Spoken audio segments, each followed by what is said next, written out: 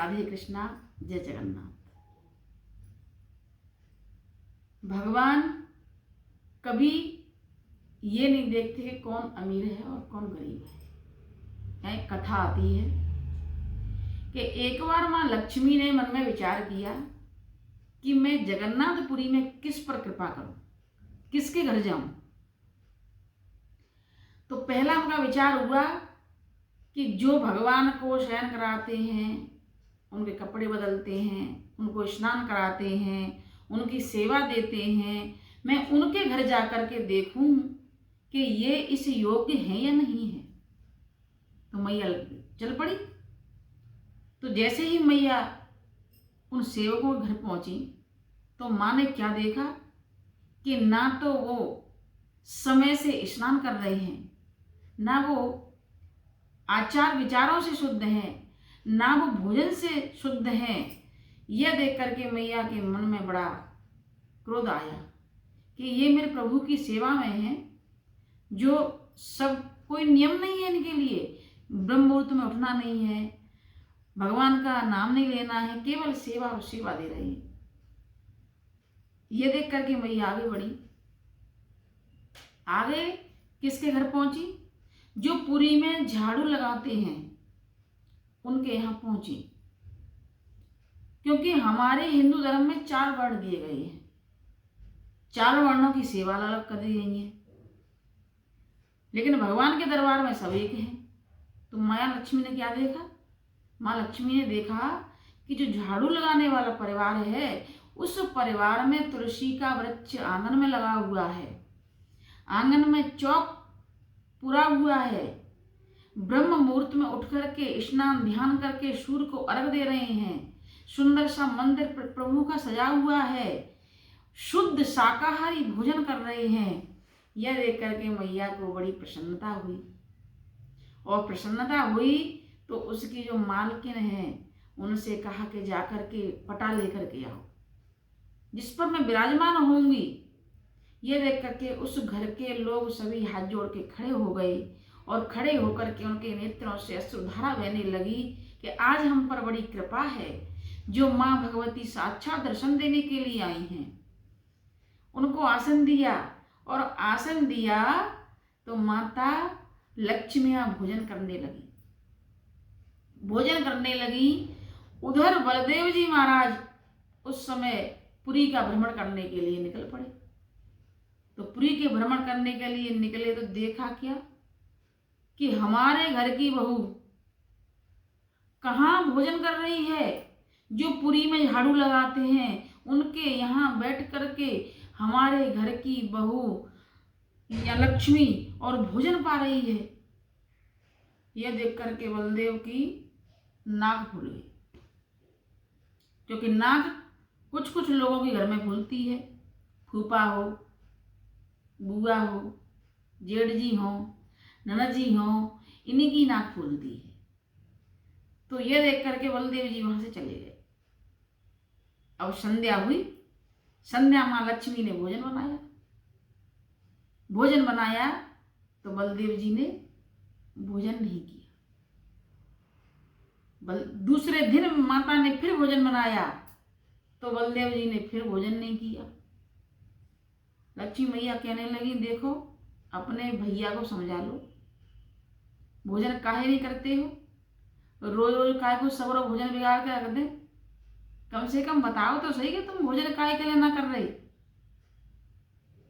भगवान कन्हैया ने के कायदा भैया कहा भयो, क्यों इतना भोजन नहीं करो हो। तब दाऊ भैया ने कहा, देख काना, तेरी लक्ष्मी कहाँ जाकर के भोजन कर रही है पता है तुझे? जो पुरी में झाड़ू लगाते हैं ऐसे लोगों के यहाँ तेरी धर्म पत्नी भोजन करके आई है, इसलिए मैं भोजन नहीं कर रहा हूँ। अच्छा, जगन्नाथ जी में एक बात और है।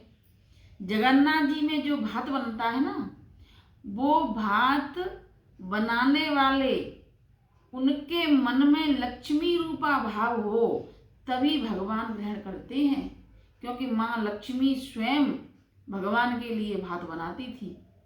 जगन्नाथ जी में एकादशी का कोई महत्व नहीं है। तो आज भी जो लोग भगवान के लिए प्रसाद तैयार करते हैं तो वो लक्ष्मी का भाव रखते हैं, उनकी पत्नी का भाव रखते हैं, तब वो भोजन बन करके तैयार हो जाता है, तब भगवान को पवाते हैं। तो मैया रोज भोजन बनाती, दाऊ भैया भोजन को नहीं करते। मैया को क्रोध आ गया। मैया बोली देखो अपने भैया को समझाओ।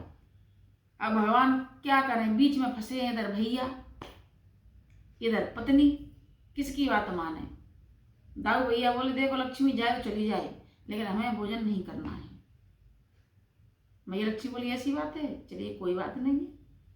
रात्रि काल हुआ, रात्रि काल में मैया लक्ष्मी घर से निकल गई और घर से निकल करके उसी व्यक्ति के घर फिर पहुंच गई।